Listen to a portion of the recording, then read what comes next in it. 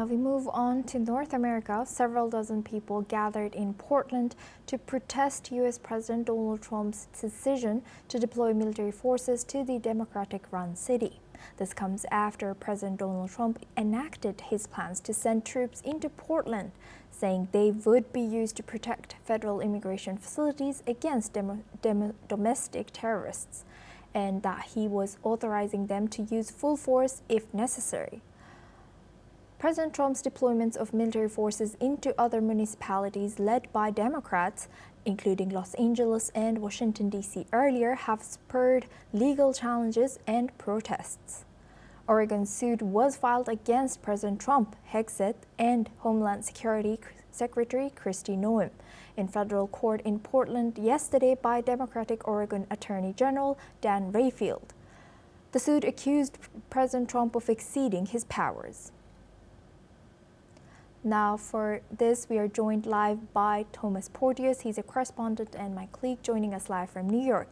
Thank you, Thomas, for joining us. What more can you tell us about this situation?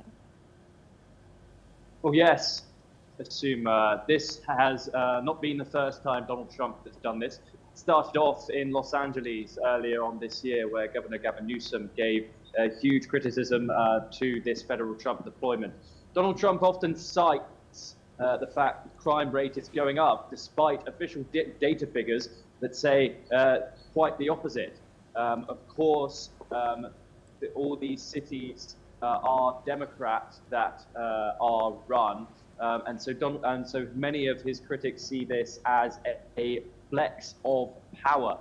And these federal troops have been positioned in the past in Washington as well, and in Memphis. There's also talks of them being imposed here in New York City. Of course, that mayoral election coming up, where Donald Trump is very much scared of, and his donors are scared of Zoran Mamdani taking that mayoral crown just in a month's time. However, a federal guard deployment certainly could be on the cards in other Democrat cities, Rad.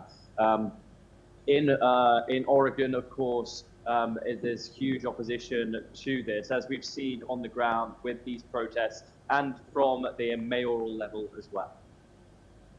Thank you very much, Thomas, for joining us and sharing that insight. Now we move on to our next news.